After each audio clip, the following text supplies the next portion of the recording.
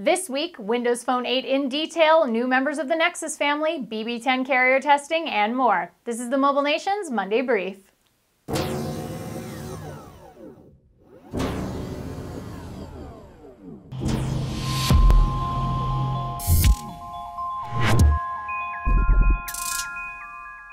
Greetings, mobile delegates. I'm Ashley Esqueda, and you're tuned in to the Mobile Nation's Monday Brief.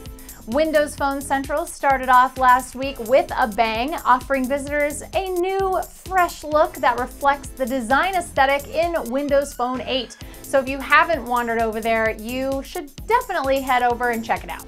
Speaking of Windows Phone Central posted their comprehensive and definitive review and overview of everything Windows Phone 8.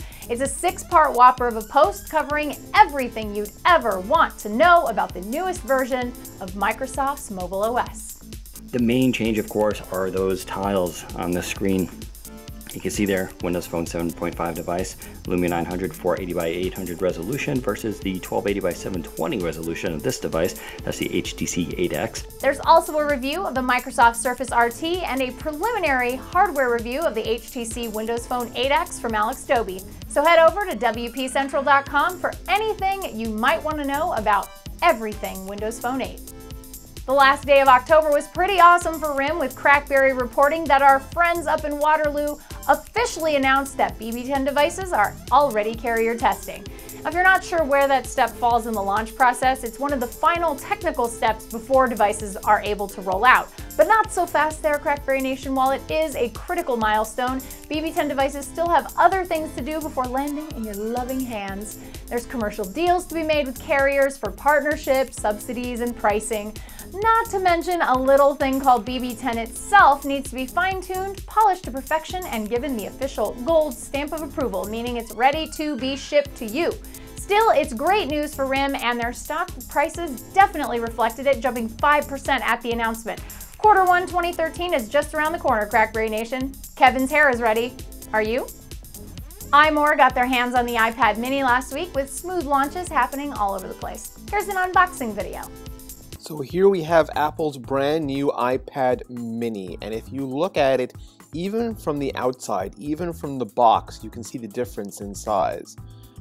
Just kidding. What I really want to talk about is the apparent ousting of Senior Vice President of iOS, Scott Forstall. It's a major executive level shakeup at Apple, and one that has ripples that will reach far into iOS's future.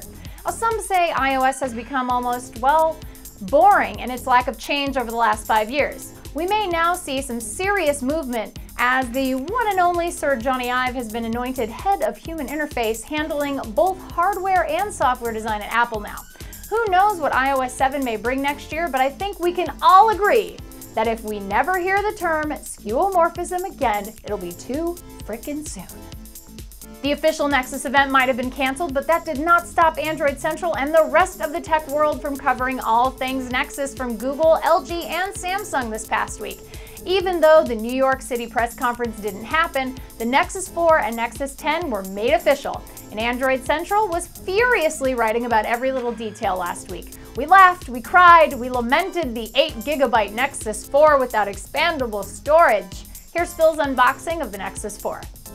Hey, remember how the Nexus 7, everyone had a hard time getting it open? This one, not so much. Well, I'll tell you what, we'll give you a quick little walkthrough of the Nexus 4. We've seen this how many times now? I've been using it for a few days. Really, really nice with this glass front, glass back. You can expect reviews for these glorious new Nexi to show up on AndroidCentral.com sometime this week. Lots of people say no LTE is a big deal breaker for them, while others are just happy to have a device with Android 4.2 and no nonsense when it comes to software updates. On the other hand, I am still waiting for Jelly Bean on my Evo LTE. Lastly, WebOSNation did some more testing with Open WebOS last week, this time with a newer version of the Galaxy Nexus port. The update includes icons resized for the Galaxy Nexus screen and a virtual keyboard, something no original WebOS phone had since they all used physical keyboards. Check it out. Notably, Palmer also discovered a heretofore unseen virtual keyboard meant for phone-sized devices. We built the latest version of the Galaxy Nexus port which enables this keyboard, and having played around with it for a little while, we have to say it seems pretty decent.